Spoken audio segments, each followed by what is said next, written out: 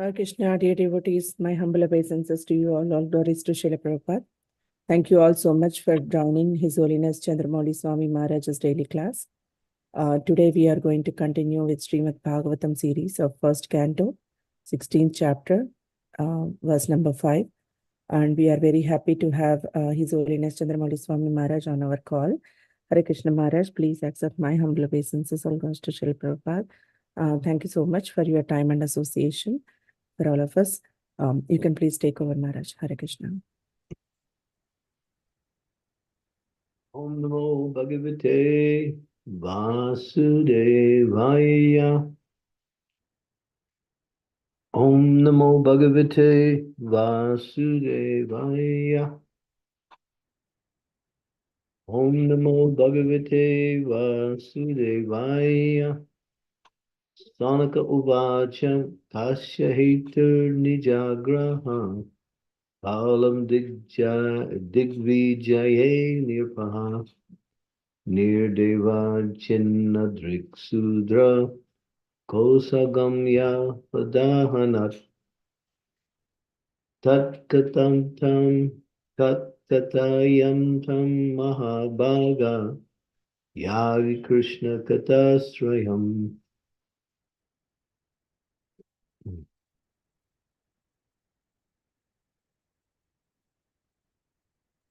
Sanaka Rishi inquired, why did Maharaj Pariksit simply punish him, since he was the lowest of the Sudras? Having dressed as a king and having struck a cow in the leg, please describe all these incidents if they relate to the topics of Lord Krishna.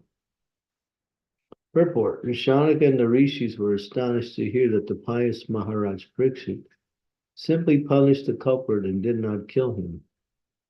This suggests that a pious king like Maharaj Pariksit should have once killed an offender who wanted to cheat the public by dressing like a king, at the same time daring to insult the purest of the animals, a cow.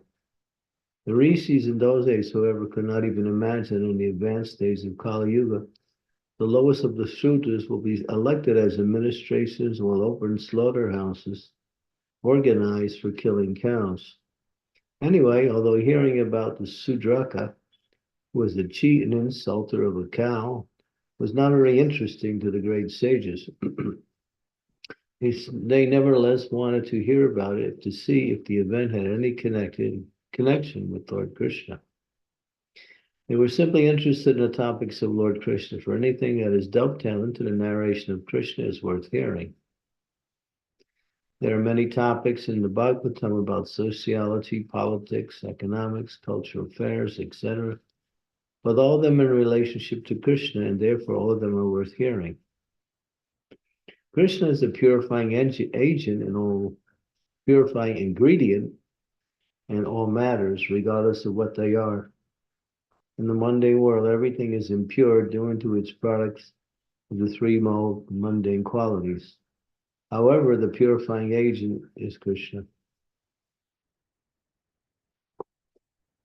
Om Gyantimirandasya Vinajana Salataya Chaksun Militam Yanatasmai Sri Gurave Namaha Mom Vishnu Padaya Krishna Prasthaya Bhutale Srimakti Bhakti Vedanta Swaminiti Namine Namaste Saraswati Deve and Gauravani Pacharine Nirvisesa Sunyavadi Pastyat Yade Satarine Jai Sri Krishna Chaitanya Prabhu Nityananda Sri Advaita Gadadhar Sivasadi Gaur Bhaktivinoda Hare Krishna Krishna Krishna Hare Hare Hare Rama Rama Rama Hare Hare.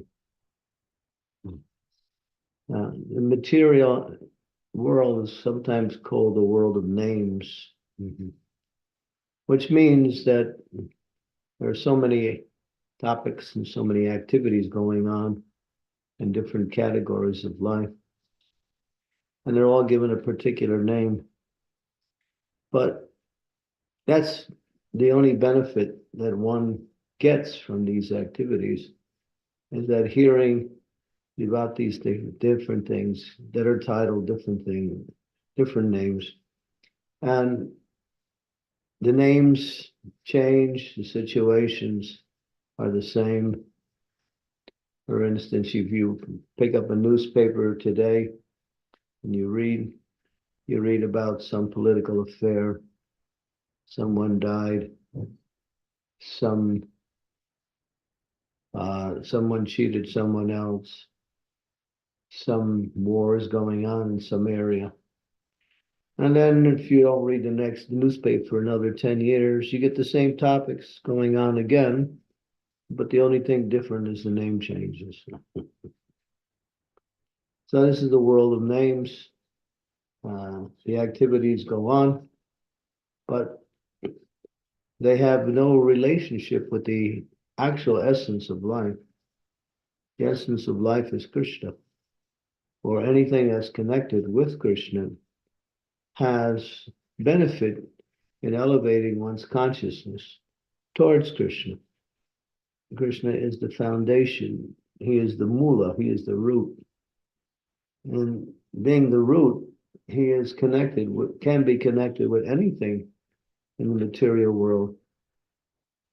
But if there's no connection, then it's like dressing up a mannequin very nicely with some clothes. Now you see the stores and they advertise different clothes and they have these different dolls and mannequins there and they get dressed up very nicely. Sometimes they look like real people from a distance. You get close, you realize it's just some dummy. And so what is the use of dressing up a mannequin? The mannequin can't enjoy any clothes. But the mannequin's there just to give some information about clothes, which is external. So the whole idea of material life is simply in the world of names. It's just the affairs are going on, the names are changing. The affairs stay the same, the names are changing. And what does anyone benefit from? They simply become entangled in the world of names, going from one situation to another. And in that entanglement, they are cheated out of their real benefit, and that is Krishna. But these same activities, as mentioned here, which we find in the Bhagavatam, I mean, there's so much political intrigue, there's romance, there's war, there's cultural affairs. There are so many topics. There's even science in the Bhagavatam. There's mathematics. There's astrology, astronomy, geology. But it's all connected to Krishna or to devotional service to Krishna. Because Krishna is the benefit that one gets in any activities. And what is that benefit? Well, when you connect anything with Krishna, it's like when the sun is out, it has a benefit. It gives life to the environment. It gives light to the environment. It gives nourishment to others. And it even causes happiness when the sun is present. But when the sun is not there, there's simply darkness, cold, loneliness. So when Krishna is there, everything is wonderful. Even things in the mundane world, which are mentioned in the scriptures, because the scriptures understand that everything has some connection with Krishna. As soon as that connection is made, then that topic becomes a topic that one can hear about and also repeat, because the benefit is one becomes purified. Satam prasangam mamami virya sambido bhavanti ritkarna rasayana kata. That when you hear and chant the glories of the Lord, in any aspect of the Lord's person, his name, his form, qualities, entourage, pastimes, everything is Dham. Anything related to the Lord brings about awareness of the Lord, which purifies the heart and helps one to become more attached to and attracted with the Lord. And that is the goal of actual life, is to connect everything with Krishna. Or connect Krishna to see everything that ultimately is actually connected with Krishna. But sometimes it appears to be cut off. But a devotee knows how to connect things with Krishna. And therefore, that is the process of devotional service. But there's two aspects to that. One is connecting everything with Krishna. The other one is seeing everything in relationship to Krishna. So this one is about connecting everything with Krishna and not seeing everything in relationship with Krishna. Because anything that goes on is in relationship with Krishna because he is the source of everything.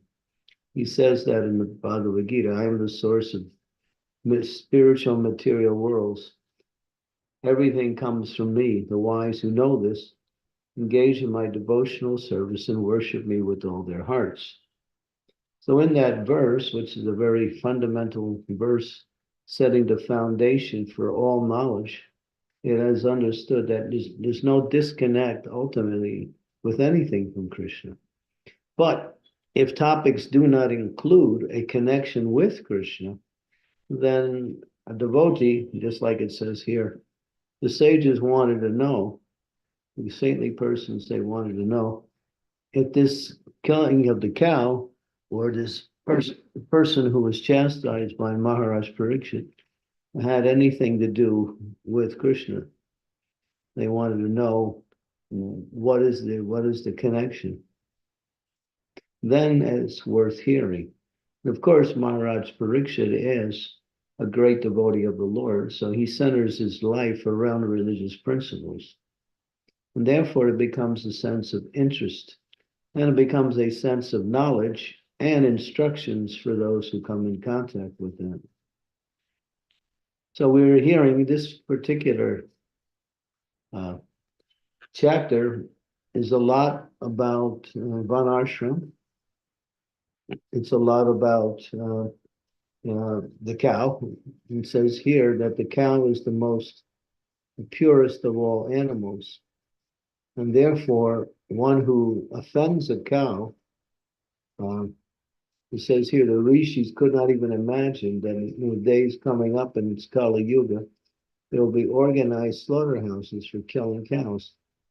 That would be considered to be incredibly abominable and not even imaginable by such saintly persons. But this is the day that today we see it as a reality in the material world. Because it says in the Manu Samhita, just to illustrate the glory and the importance of cow care and cow protection, that killing a cow is equal to killing two men. That's a pretty strong statement like that. So a cow seems, because a cow provides so much for human society, and without the cow, or the care of the cow and the use of the cow, human society cannot develop Brahminical qualities, which are the foundations for which people execute activities in the material world, which move them towards the mode of goodness. And unless one is in the mode of goodness, then their life is very miserable. Mode of goodness is called good qualities. It's not transcendence, but it has the qualities of transcendence. As soon as you add the element of Krishna to that, then it becomes Sudasattva or transcendental.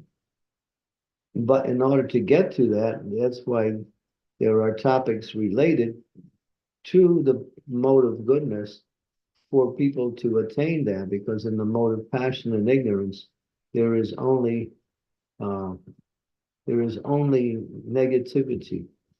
These two modes, lower modes, uh, involve the living entity in activities that are either selfish or destructive. The mode of passion is selfish, the mode of ignorance is destructive. The mode of goodness is selfless, which leads to the, therefore, Krishna instructed Arjuna to attain to the mode of goodness and then fight on behalf of him, which made that mode of goodness transcendental or Sudasattva for Krishna consciousness. So we're hearing here how what will happen in the future. And so the sages are interested in anything that's related to the topics of Krishna.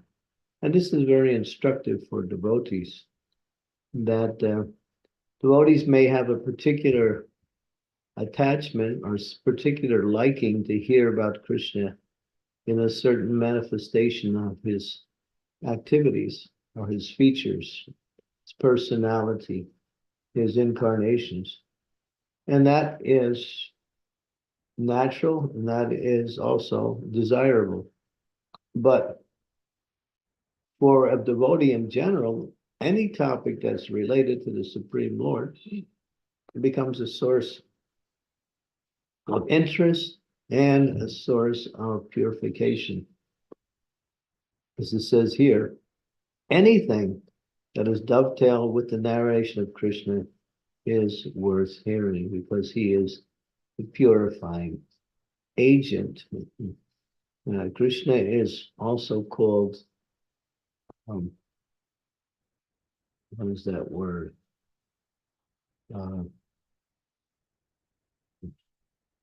I think it's called the Pavitam, which means supremely pure. No, anything that is a material, when it's connected to Krishna, becomes purified of its material qualities and attains to the nature of spirit. It's like when you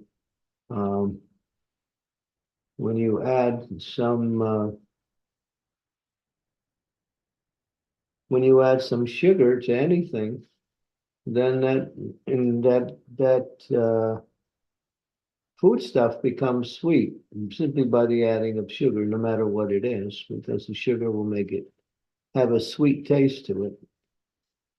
So when you add Krishna to it, everything becomes transcendental, purifying, uplifting, and moves people towards purification and the goal of life. So devotees don't want to hear about material topics unless those topics, as is mentioned here, are in relationship to Krishna or in relationship to the process of pure devotional service, which in that sense is non-different than Krishna. And so we're hearing about Maharaj Parikshit. His activities are in relationship to Krishna, because he is a devotee of the Lord, acting as in the role of a king. And in his role of a king, he's making sure that his kingdom is freed from irreligion and simply is governed by spiritual and religious principles, which are the foundation for the execution of pure devotional service. So here is an interesting, and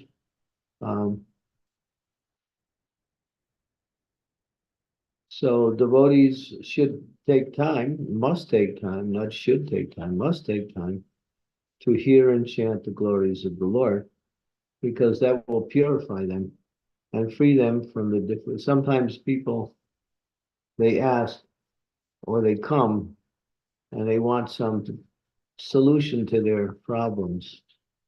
They have some material problems. But Prahlad Maharaj explains that material solutions to material problems are more problematic than the actual problems because they create another problem. So the solution to all problems is to become Krishna conscious, or to apply principles that lead one to Krishna consciousness. Yeah. So sometimes people come and give their problems, and we say, well, how is your chanting? Are you chanting regularly? Are you chanting without offense? And then we start to give the solution based on the practice of pure devotional service. Although it may not be directly related to the topic that is being discussed, still, because it's transcendental, it changes the material into the spiritual, and it enlightens one in the vision by which they can rise above material problems. There's two ways to solve material problems. One is to go above it, and two is to engage in devotional service, which are pretty much the same. Because material problems have no solution. What appears to be a solution is another stopgap for a small period of time, which will eventually lead to the problem returning or another problem arising. So therefore, we say, chant Hare Krishna and be happy. Because if you do that, even when your so-called problems, and we use the word so arises, then you know how to deal with these things without becoming entangled in the complexities of these problems. The devotee can stand back and apply religious principles, spiritual understanding to each and every situation in life, and not become entangled in the network that the problem is trying to, not trying to, but causes one to become, what we say, dragged down into the modes of passion and ignorance. Because all problems are in the modes of passion and ignorance like that. So, therefore, Bhakti Siddhanta Saraswati used to say, there's only one problem in the material world, lack of Krishna consciousness. And that's not a euphemism or some eulogy or some way of glorifying Krishna consciousness. It's actually a foundational fact that the more you're Krishna conscious, the less problems you have. And if when you become Krishna conscious to a certain degree, when you reach a certain stage of Krishna conscious practice, there are no problems. There are no problems. So we might say, well, to have a material body is a problem. Yeah, it is. But then again, how to live in the material world without getting dragged down by the material body like that. I was just watching Janaki Nath Prabhu. Many of you know Janaki Nath. When he appeared on this very popular media show called TEDx, and he's explaining to the audience his whole situation with cancer, and even how but he says he describes the different negativities that can come to a person who has cancer. But then he explains how he rose above it, how he freed himself from the negativity, and he gives the solution by reading and studying Sri Bhagavad Gita and chanting the Hare Krishna Maha Mantra. The problem, or what apparently is the problem, remained, but the consciousness was no longer entrapped by the complexities that the problem apparently tries to, what would happen with normal people. So a devotee can be free from all suffering simply by becoming Krishna conscious. Okay. Hare Krishna. Thank you, Maharaj. Thank you so much for such a nice class. Dear devotees, if you have any questions or comments or realizations, you can please go ahead. And I request everyone to please turn on your cameras. Thank you so much.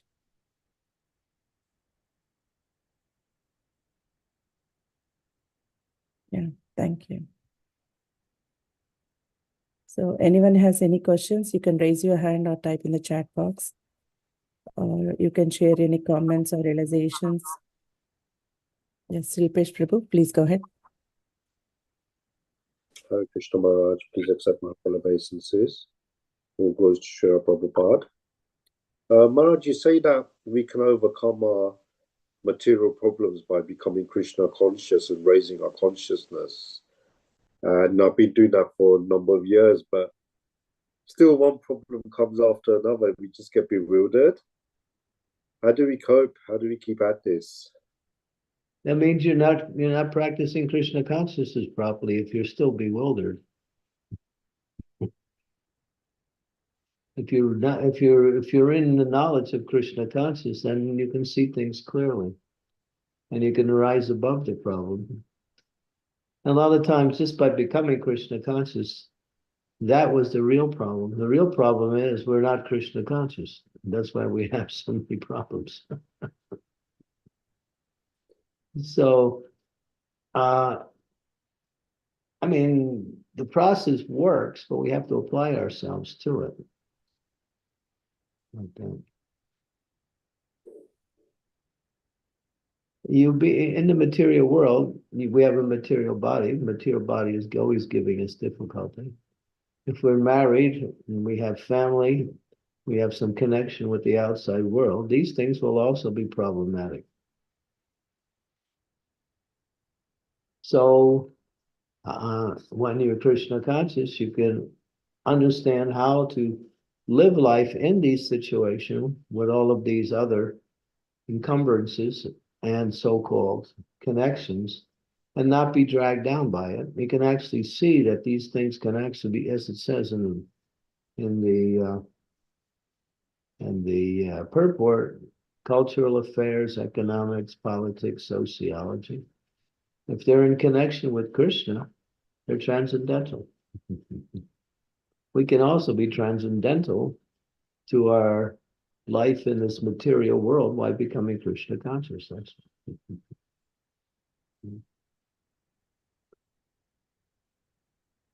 Everyone has to die. Everyone has to give up their body. No one has to die because the soul doesn't die, but the body does. So we have a body. If we think we're this body, that's the number one problem. That's the foundation to all problems, to think you're something other than who you actually are. That's why when you read the Bhagavad Gita, what is the first topic Krishna deals with? The difference between the soul and the body. He's setting the foundation to explain higher knowledge. But before he gets into the higher knowledge, he's teaching the basic principle of life, that the body is not the person, the soul is the person. The body's material, the soul is spiritual. The body's temporary, the soul is eternal. So if you know you're not this body and you know you're eternal, then you can somehow or other work in such a way as to rise your consciousness above what happens in the body or to the body. Body will deteriorate and eventually be lost in due course of time. Everyone knows that. No one can, just like the non-devotees, they try to solve that problem by creating some ideas of becoming immortal, by making the body immortal. They have all of these concocted ideas that have no basis in reality of trying to extend the life. But nobody can extend the life beyond what is destined by their particular karma. That's already set.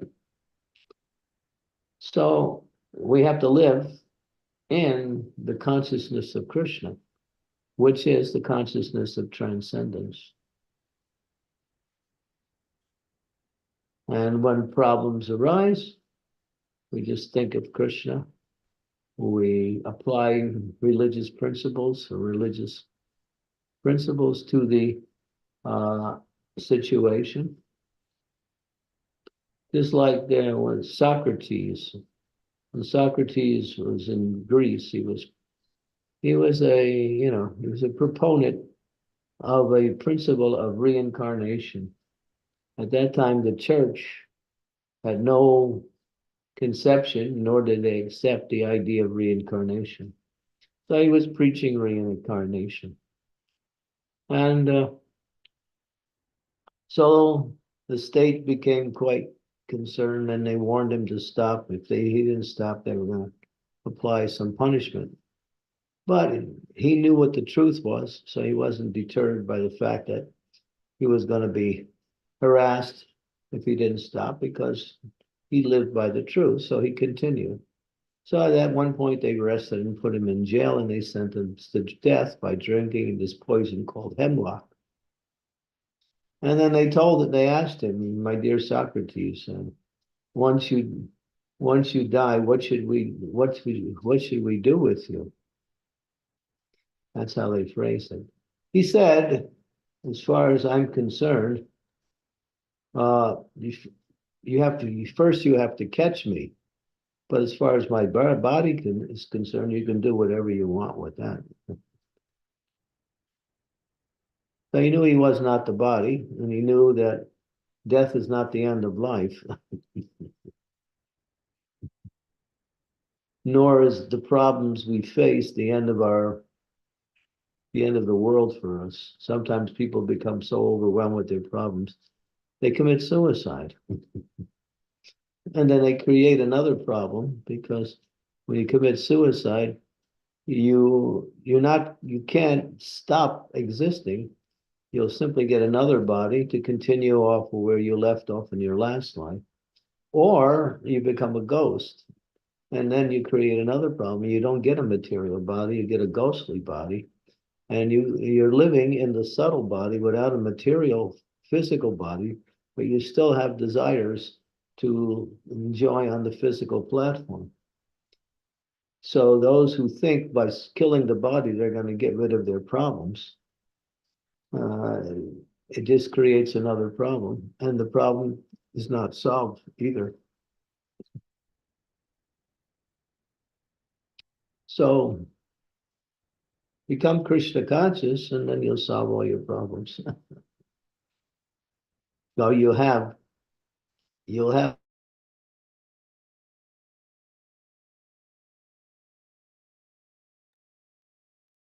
Hare Krishna.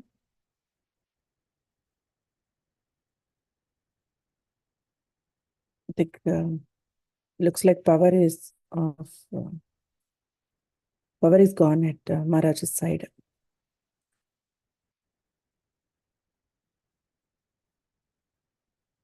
Krishna.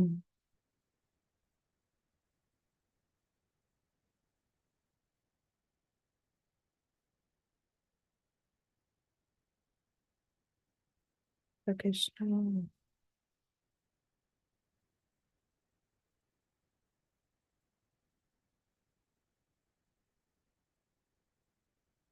Maharaj dropped off. Yeah.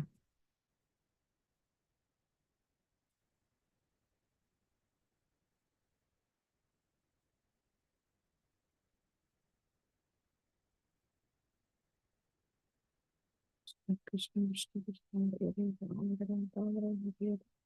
Hare Krishna, Hare Krishna, Krishna Krishna, Hare Hare,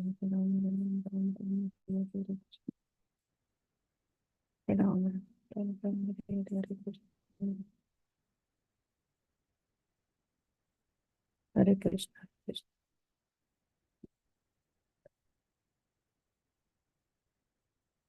And we're back, which means it's time for Greg to choose his final manly band's wedding ring. You started with 500 amazing rings.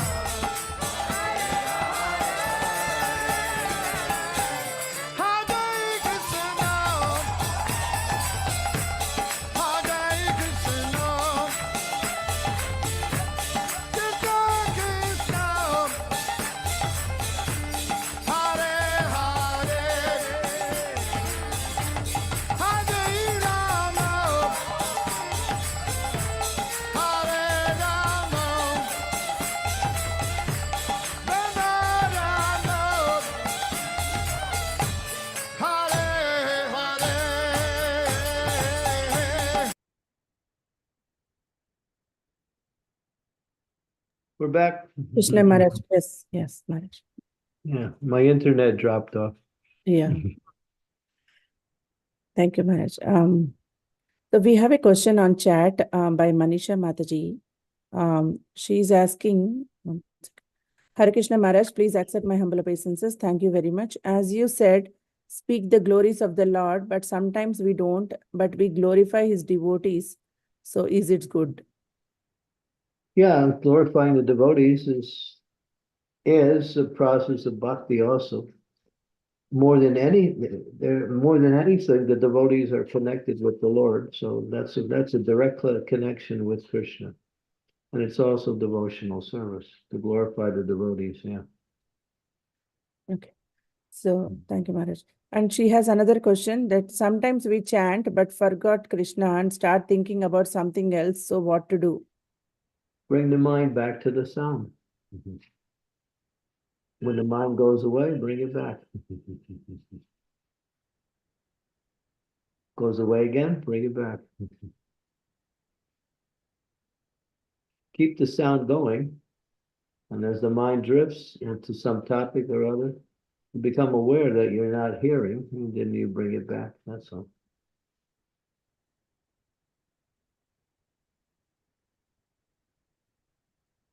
Thank you, Maharaj. Thank you so much.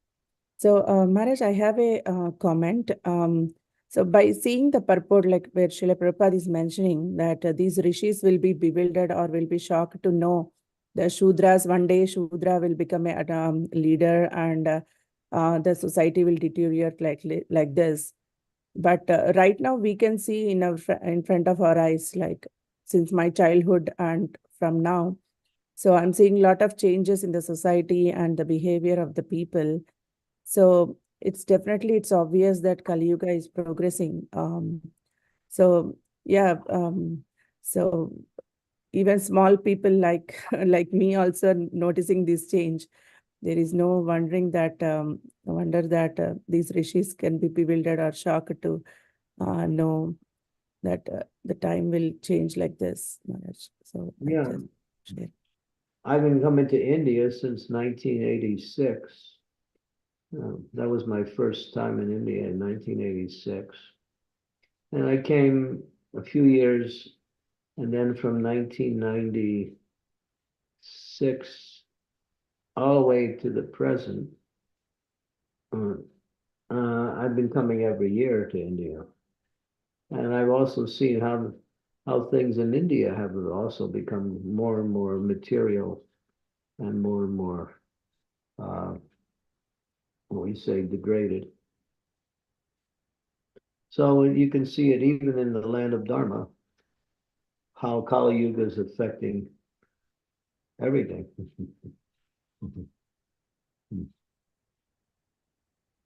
Yeah, as we mentioned, all of the characteristics that make up Kali Yuga are mentioned in the 12th canto. But in the first canto, there's a verse in the first chapter, Manda Sumanda Mateo Manya Bhagya Upaditaha. In this age of Kali, people will be misguided. There's no leaders, actually, no real leaders. Misguided, unlucky, and always disturbed. And people get disturbed so easy nowadays. In fact, it's not that they get disturbed so easy. People are always disturbed. Sometimes you can't even talk to anybody. They're just so disturbed. It's not even possible to talk to some of the people. They remain in a disturbed mindset. That's the age of Kali. It's the age of anxiety. Everyone's anxious because they have given up their actual connection with the source of all happiness in existence, Krishna. They're trying to be happy in a different way. And therefore, it's just like if you try to put a square peg in a round hole, you can't do it. It just doesn't fit. So you can't be happy without Krishna. It's not possible. when people were a little bit happy, even in being in the mode of goodness, some pious activities were there. People were more pious years ago. So there was a sense of happiness that was somewhat low, but there was not so much anxiety. But as Kali Yuga increases with the idea of happiness is a feature of how much you have and and what you can do. These are the qualities of the mode of ignorance and passion. It's not how much you have or how much you can do or what you're doing. It's who you are will make you, whether you are actually connected to the spiritual energy or you're entrenched in the material energy. That's the difference. Mm. And Kali Yuga is that people are inclined to material activities. That's the nature of this age. And because of that inclination, it just grows. And pretty soon, there's nothing left of any goodness. It's all passion and ignorance. Yes, Maharaj. Yeah. Well, you're thinking you're seeing so many changes now. This Kali Yuga's just started. Yes, Maharaj. Yeah. But we'll be scary. for devotees. It'll be like watching a movie. We're not in a movie because we are engaged in devotional service. So we're witnessing how life in the material world is going on, how people are suffering and struggling. But we're not in it. We're more like watching it. We want to somehow make a difference and help people. That's our duty also. But we're not caught up in the same thing that everyone else is caught up in because we're connected to Krishna and we're engaged in devotional service. We're free from the lower modes of passion and ignorance. But sometimes I feel that we are also getting affected by these material things happening around us, Maharaj. Yeah, that means you still have a ways to go in your Krishna. Yeah, that's true. You still have some attachment to the material. Mm. Because that attachment, there is a vested interest that comes by way of that attachment. So you want to see things go a certain way in your material life in order to facilitate your happiness in this material world. If a devotee doesn't get anything to eat, it's not that it becomes the end of the world. They'll just fast or drink some water. And they'll just go on, and then they'll know in due course of time, things will change. So they don't get dragged down by circumstance. Mm. Mhm. Thank you, Maharaj. Thank you so much. Sridevi Mataji, you have a question. Yeah, thank you. Dear Guru Maharaj, please accept my most humble obeisances. All glories to Srila Prabhupada. So Guru Maharaj, within this Kali Yuga, there is a golden age where everything will become like Satya Yuga because of Lord Chaitanya's mercy. So for this golden age to happen, to bring it about, Krishna conscious devotees are the only ones who are going to save the world. Prabhupada said this. So for each of us to take up this mission of Krishna consciousness and try to do our very best to propagate the philosophy of Krishna consciousness, will that actually bring about the golden age, or we are just laying the foundation for the future generation to turn things around? Well, Prabhupada said to us when we were here, when he was here, he said, we could, take over the whole world in 18 days, but you're not ready. So whether you do it or you're the generation after does it, or the generation after does it, it'll be done. But the thing is, the more we become purified in Krishna conscious, the more we actually enter into that consciousness of the golden age. It's already started, the golden age. When Lord Chaitanya appeared in 1486, that was the inauguration of the golden age. Mhm.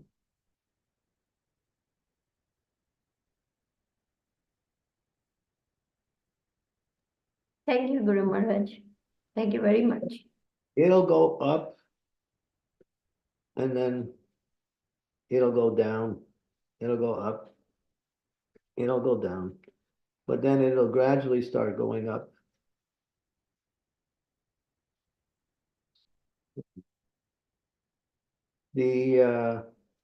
As society falls apart, people will look for alternatives to life. And here, if we, as Prabhupada said, if we have our farms, then people will come to our farms and we can engage them in Varna and give them some occupation and gradually teach them spiritual life.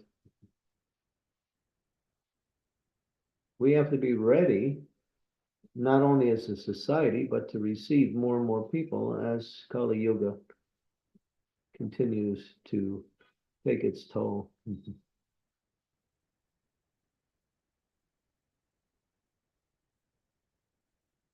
Thank you, Maharaj. Thank you so much. I'm going to make a bold statement. Yeah. You can check with me next year at this time. But I'm going to say this year, 2024, especially for those living in the United States, on a material level, is going to be really, really a rocky year. This is based on what I understand from the scripture and what I'm hearing from the demos. A lot of heavy changes coming in. The world which will only drag in more of Kali's effects in this world. So you want to straighten out your material life, become Krishna conscious. The more you become Krishna conscious, the more you can deal with all of the reverses that come by way of living in the world. I'm talking about people in grihastha life, not sannyasis, not brahmacharis.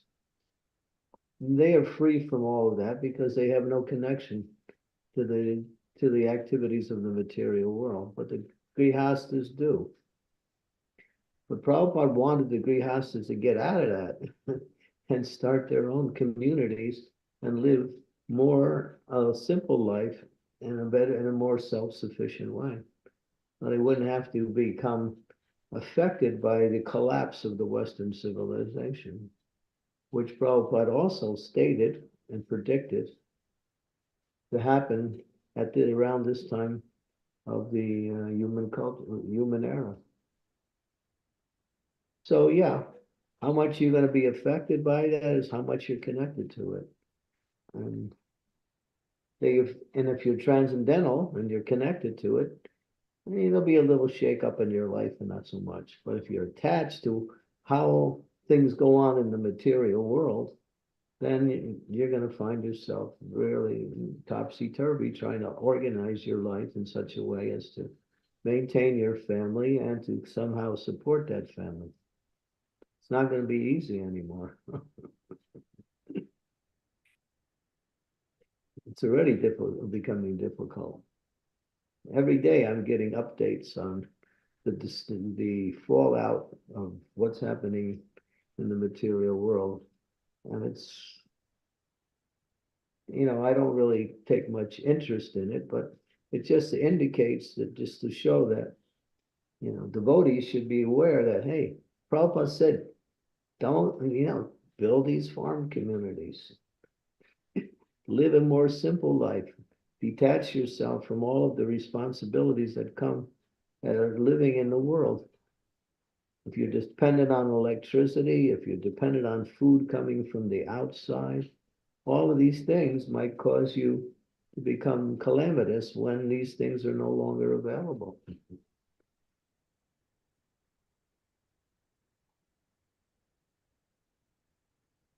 Prabhupada's given us the formula. Prabhupada was a visionary. He was not just simply a powerful transcendental preacher of scripture.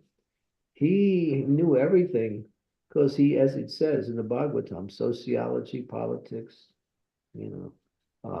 cultural affairs, economics, anything can be connected with Krishna. The whole first canto deals a lot with politics, with sociology, with cultural affairs.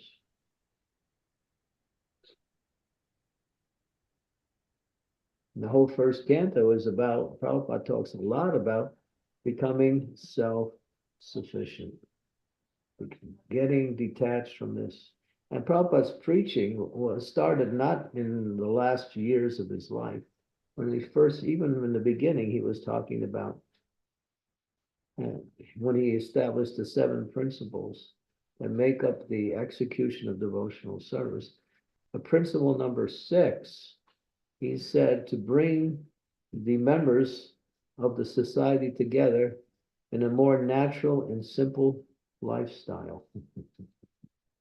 That's one of the proponents or principles, foundation, the 7 foundational principles that make up the whole society. That's one of them. If we want to be dependent on the material world, then continue, but don't complain when things go wrong.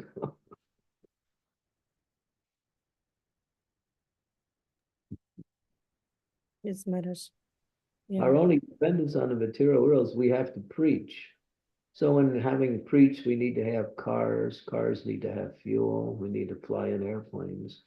So, but for our preaching, we have to use the material facilities in order to execute our outreach. But if Krishna pulls all of that away, we can still preach, but without using these things. But if we have to, if our livelihood, if our food, if our power sources are all dependent on some artificial arrangement given by capitalistic society, then you're in a what do we call it, a precarious situation. Anytime all of that could go. And what are you going to do? Then you're going to run to the farms, right? That wasn't the idea. Prabhupada said, do it now. Be prepared. We are so much attached to our way of living, and in the being situated in the comfortable way of life. So it's very difficult to imagine, Maharaj, sometimes, like when you say we feel that, especially I feel that it will be easy to do work on it, but actually it's very difficult to come out of this way of life, I feel. How can you say that life is comfortable? I don't consider it to be comfortable. Yes, Maharaj, yeah, but You're surrounded by so many contaminations at every moment. The whole atmosphere is polluted. yeah. Your cell phones, your computers, all of the electrical things. People are getting cancer. People are getting so many diseases. They're all connected to the lifestyle we live. This is not a healthy life, living in these boxes and cities and going to work. Is that healthy? I don't think so. It's not healthy, Maharaj. Yeah, we are suffering definitely. Yeah. Yeah. You're buying, everybody, you go in people's houses, the medicine cabinets are filled. Yes, that's true. Everybody's trying to counteract the sufferings. But I'm not saying you have to run away from that situation now, but be prepared. And the point is, it's not so much counteracting the negative, it's living a lifestyle that is conducive to Krishna consciousness. And that's where this type of environment provides that dependency on nature and a more simplified lifestyle where you can chant, read, and develop community, raise children. People in the material world are already doing it. Some of them are actually established in that type of environment and they're doing it. Of course, they don't have any center. Their center is their own livelihood. We have our center is Krishna. Therefore, it's more binding, more unifying because we're unified around Krishna, not so much the lifestyle. The lifestyle is conducive for the unification of devotees to practice Krishna consciousness. That's all. Now, where is our unity? We live in some kind of big house and we have to drive an hour and a half to the temple. And it means we got to spend money to fuel the car and we have to fix the car. We have to do so many things. Yes, Maharaj. Yeah. Just to practice Krishna consciousness, we need so many material amenities to facilitate that practice. At least if we're thinking of terms of temple life. But when you have community, the temple's right there. It's like we're building communities here in India, in Mayapur. We got these little areas where devotees live, and then in each of the areas, they set up a little temple. So you have a little housing development there with about 100, 150 people living in that one area. And they have their own temple. If they want to go to the main temple, they can do that also.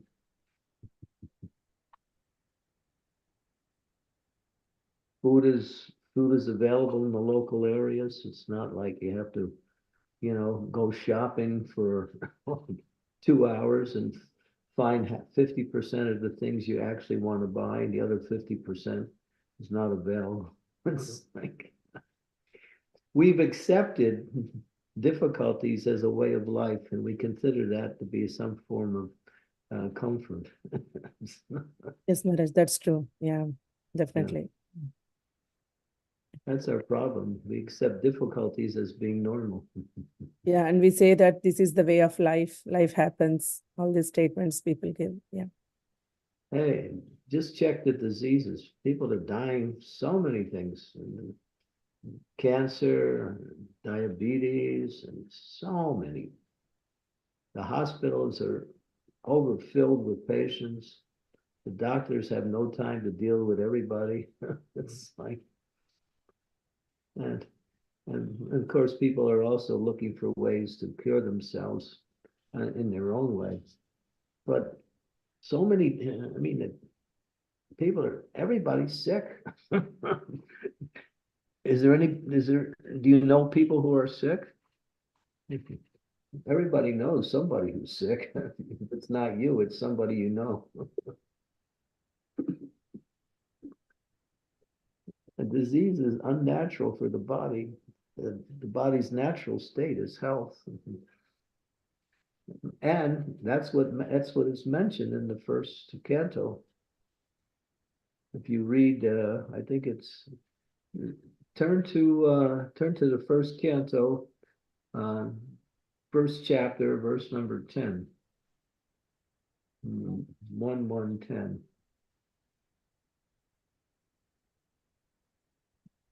See, we have to get out of this idea that this capitalistic lifestyle is normal. It's not normal. It's a den of demons. That's all it is. Yeah, here. Well, this is the thing about Kali Yuga. Go down the page to the purport. Okay, let's see here. Let's see. Oh, here it goes. Let me see. In Kali Yuga, the third line down, the duration of life is shortened not because of insufficient food, but because of irregular habits.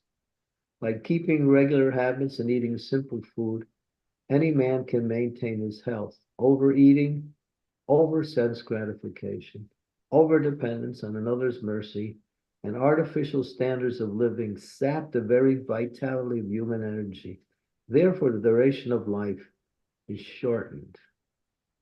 Right there in Bhagavatam. Artificial standards of living sap the very vitality of human energy.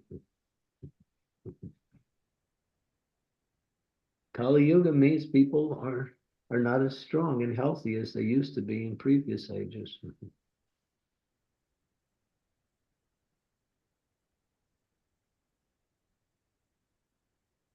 Right there. Yes, Maharaj. Thank you so much. Yeah. Maharaj, can we take 2 more questions? Sridevi Mataji and Balaji Prabhu has raised hands. Yeah, Balaji Prabhu, you can go ahead, please. Mataji, I'll take your question later. Hare Krishna Maharaj, please accept my humble obeisances. To Srila Prabhupada and Gauranga. I have a question regarding the farm communities, Maharaj. Yesterday also we were discussing about this. What does exactly a farm community means? I mean, do we need to go to the area where a temple is situated and then develop the farm community? Or you can go find a land where you go grow vegetables and you have the farm there and then develop and be in Krishna consciousness. Well, there's many avenues that one can approach this project. How you approach it may be depending on your situation and the area you live in. But practically speaking, I could give some suggestion is that 2, 3, 4 families get together, get a plot of land, build your own house on that land, get a cow, and get a land that is arable so you can grow something, and then you have a little community there. You might be dependent on outside to some degree, but at least if you can take care of your own food, then you're halfway there towards a more natural lifestyle. Because food is the basis of livelihood. So that's the most important thing. And therefore, and Prabhupada talked about when he said establishing these simple natural environment, he said the first thing is agriculture. Because food is the basis of life, and that is the first necessity.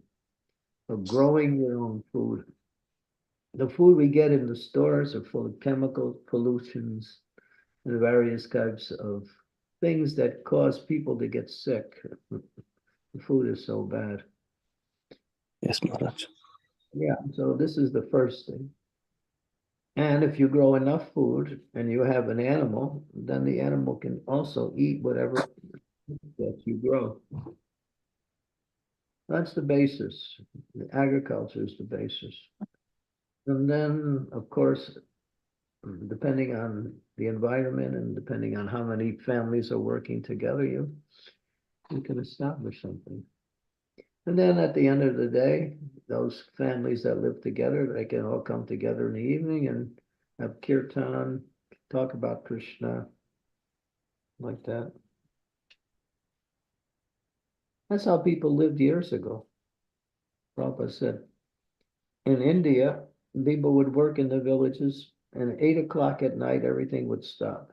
He actually said it. And then they would come together, and they would hear Ramayana, or Mahabharata, sometimes Srimad Bhagavatam, and they would end the day in that way. And then at night, he said, people would go to sleep and dream about something spiritual, about Krishna. Yes, Maharaj. Thank you, Maharaj. Hare Krishna. Yeah. Thank you, Prabhuji.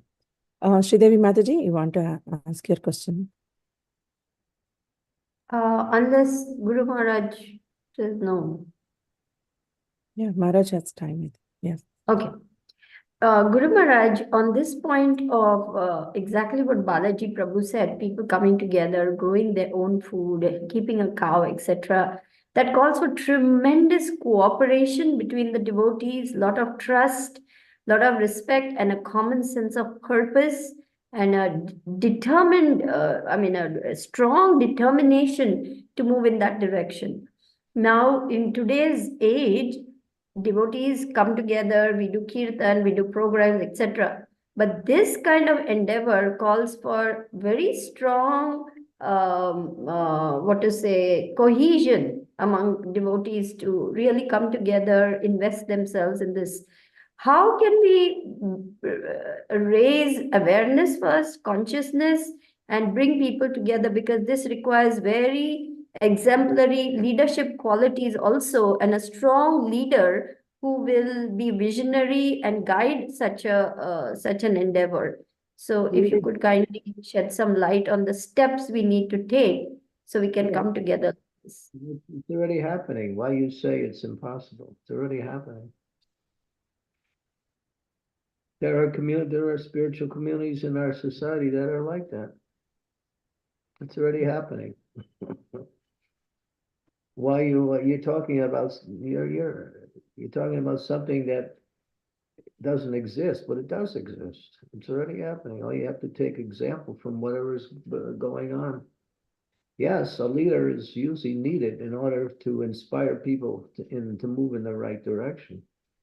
But we have examples of leaders who are already doing it in their own areas, and that example can be followed. If devotees can't cooperate, then they can't practice Krishna consciousness. That's the foundation for devotional service. And when there is leadership there, then cooperation is inspired through a visionary plan of development, which benefits everyone, and everyone can contribute to that. When you see your self-interest in the plan, and that's how the plan is made, then cooperation becomes natural or easy. Even if you don't see it, you can recognize it by the theoretical principle that if we work together in a cooperative way, we'll all benefit. If we can't cooperate, then we can't practice Krishna consciousness.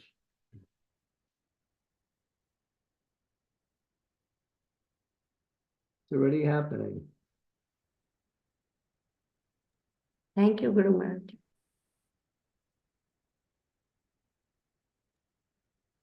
Thank you, Maharaj. Thank you so much. Devotees, any more questions or comments before we close? Okay. Hare Krishna. Hare Krishna. Hare Krishna Mataji. Yeah. Hare Krishna Maharaj, Dandavat Pranam. In the particular verse, at the last we are discussing, there is a mention of artificial standards. Can you elaborate that? Yeah, just like take a look around. Everything we do is artificial in this world. And the whole lifestyle is artificial. It's just working in these factories and trying to get some money. Working for money is another form of artificial lifestyle. But money is the whole thing is artificial. You don't need money. Money is a means by which the society, develops economic development. But if you have all the natural resources at your hand, given by Krishna himself, then you use that. And then labor and resources are there. And then you have a more natural lifestyle. And that is community. Community is more natural than living in a nuclear family. Community. So we live in you have to understand this whole capitalistic society is based on profit and sense gratification. That's all. If you don't see it that way and you think, oh, it's so nice, so many big buildings and cars and so many restaurants and everything is so nice, it's all about money, economic development, sense gratification. Where is the spiritual fabric or fiber in that? Nothing. Zero. But simple living, high thinking means to live more naturally and depend on Krishna through nature. And Krishna provides through nature.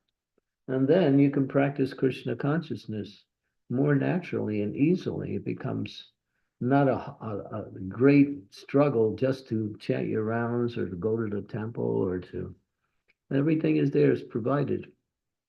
How did people live years ago in spiritual communes? We have so many examples of that. Yeah, the whole lifestyle that we live is artificial. If you want some more information, just read the first canto, 10th chapter, verse number 4. Prabhupada spells the whole thing out. Plus first canto, 8th chapter, verse number 40. These two verses, just read. And Prabhupada explains what is artificial and what is actual natural or human. This is not a human culture. Working in a factory or some office in front of a machine 9 to 5. People are getting diabetes. People are getting all kinds of sickness. And I mean, the lifestyle is very unhealthy. Now they have 5G, 4G, all of this EMF radiation. It's gradually deteriorating people's health. And there's so many statements and books going out every day. The more you propagate this lifestyle, the more you propagate more and more different problems. And people try to solve problems by creating a material solution, which makes it more problematic.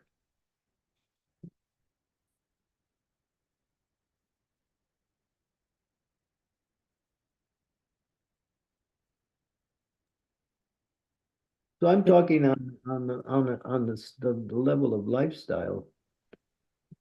All you have to do is read Prabhupada's words. It's there, and he explains it in very great detail. I'm just giving a little overview. Read those two verses, 1:840 and 1:10:4, and you'll find out what's unnatural about this society. It's right in front of you. If you can't see it, then what else will help you? You get in your car, you don't know if you're going to make it to where you're going. You could crash and die at any moment.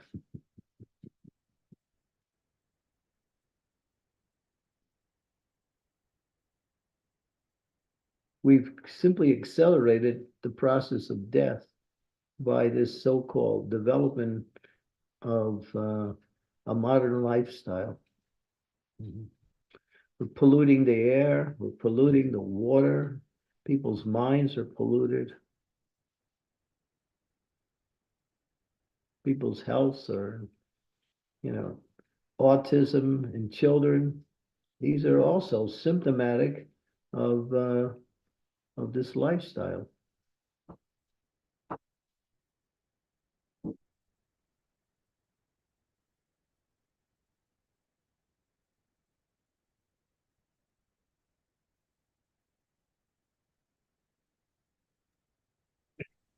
Thank you, Maharaj. Teja Prabhu, is it okay? Do you have any more? Nothing, Mataji. Thank you. Yeah, just read those two verses, Teja, and Prabhupada will spell it all out clearly. What is natural and what is unnatural.